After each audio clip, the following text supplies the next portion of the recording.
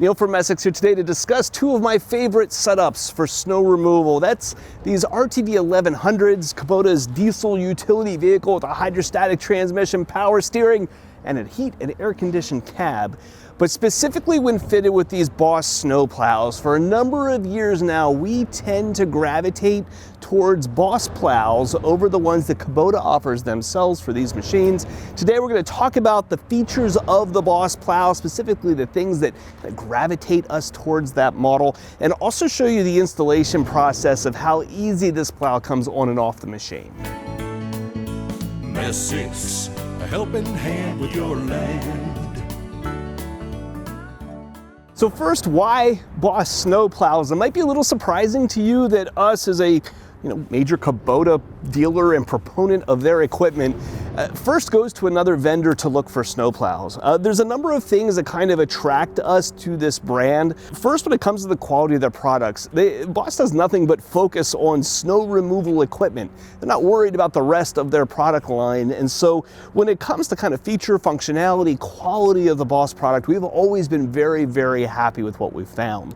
Another thing that we really like here is that it's very easy for us to adapt this snowplow onto a whole host of other brand machines. So if we're bringing in, say, a used Gator from somebody or someone that owns a Polaris machine and wants a snowplow for the front, we're able to stock these plow and hydraulic assemblies and only need to order an interfacing kit that ties this plow back into your base unit. So we can stock these in our inventory and have a fairly versatile piece of equipment that we can fit up to a lot of other brand machines. And everything that I'm going to show you here today about this plow is true whether you're mounting it onto a Kubota or another make of equipment. So we like them for that. Another thing that really attracts us to this over specifically the Kubota models is the installation of these is very easy, it's consistent, it doesn't take us as long, let's put it that way. There can be a lot of intricacies when you're installing plows onto equipment. We don't sell truck plows for this reason, and the installation of some of this kind of stuff, if you're not used to doing it, can be really hard. However, Boss uses a really nice system for their plows where you have a simple interfacing kit on the front, and most of the rest of your installation is involved simply getting wires back to the battery in order to power everything that's out here on the front of the machine. So it is that easy. You're not installing hydraulic pumps and running back hoses and putting on valve assemblies and electronic diverter kits. Some of these from other vendors can get really, really complicated, and we're happy with the installation process that goes into this. This setup is no less expensive than any other brands, but the money that you're spending is tied up more in the product itself rather than in installation labor. And so I kind of tend to feel better about selling that, right? I feel like I'm selling you a better product. I'd rather have your money spent on the plow rather than the time that it takes to put the plow on the machine. There's two different plow options for these machines, either the straight plow or the V-plow. The V-plow is going to come through at about $1,000 more money than what the straight plow does, and it's going to give you some added functionality. In addition to being able to angle the V-plow to the left or to the right, like you would with the straight plow, you could also take a V-plow and swing both of the wings back to allow you to drive forward and bust through drifts, or have a narrower package if you're trying to run down sidewalks. Or you could take both of the wings and sweep them forward, which is useful if you're trying to cover a large parking lot and kind of collect the snow and sweep it off the side, almost like you would with a box blade on a tractor or a skid steer or larger piece of equipment. In addition to that extra functionality, the construction here is a little bit different. The straight plow is going to come through with a poly edge here on the back. Now, you might think poly and think plastic and think light duty. In this case, it's not. It is a piece of plastic here that's made for plowing snow. You tend not to see this stuff broken, but the one benefit of it is that snow tends to roll off of these plastic surfaces a little bit more smoothly and fluidly. It doesn't stick quite like it can on a metal surface like the V-plow is, so it has its benefits. In order to operate the plow, a controller is installed back inside the machine. This involves the installation of a plug down underneath your dash. This can be unplugged from the dash and put away seasonally when it's not in use, so that you're not always having something permanently mounted that's on your machine. In the case of the V-plow here and the straight plow, you're going to have a common switch here in the middle that's going to lift the plow up or lower it down. And by double clicking that button in the middle, you could put it into float to allow the plow to float independently of the machine. On the straight plow, you're gonna have a simple left or right. On the V, I have a left wing or right wing control that allows me to choose exactly what position each one of these wings is in. Now, in some machinery, the seasonal installation of things like plows and snowblowers sometimes can be a real headache.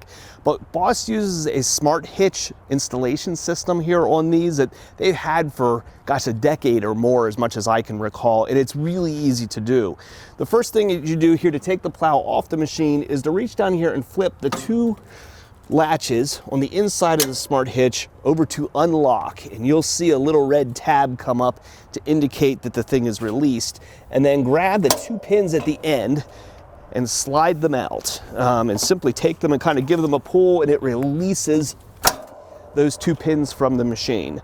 Once that's out, over on the side of the plow box, where all the hydraulics and everything are contained for the operation of this, you just simply flip the switch and curl this down, and you curl the plow out of the mount on the back of the tractor. That's going to expose these two electrical connectors here that you can unplug the multi-pins that give the control to the plow and also the power to the plow, and unhook the two of those. Now, they have weatherproof caps then that you can cap these connections off so that they stay good and clean and don't corrode over time. And at this point, I can simply take the machine and back away from the plow, and everything is unhooked.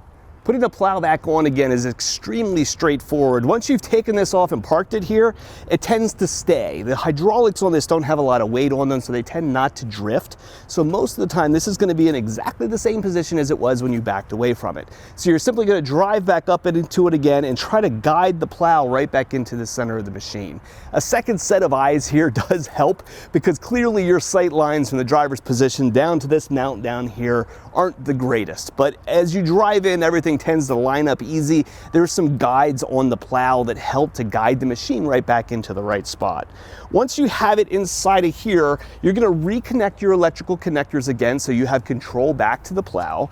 Go back to your controller here and double tap the down arrow in order to put the plow into float. Once you've done that, it energizes this switch up here on the plow box that you can push up and start to work that back into the machine. Now, once that comes back into the machine, if you've beforehand taken the levers here and put them back into the lock position, it sets these spring-loaded pins up so that they will jump back into their holes as soon as everything lines up. So I simply take this button and press up, and you're gonna hear a click right there as the pins jump right back into place again. With that back in, I can go back to my controller now, take it out afloat, and press up, and everything is there, and I'm ready to go.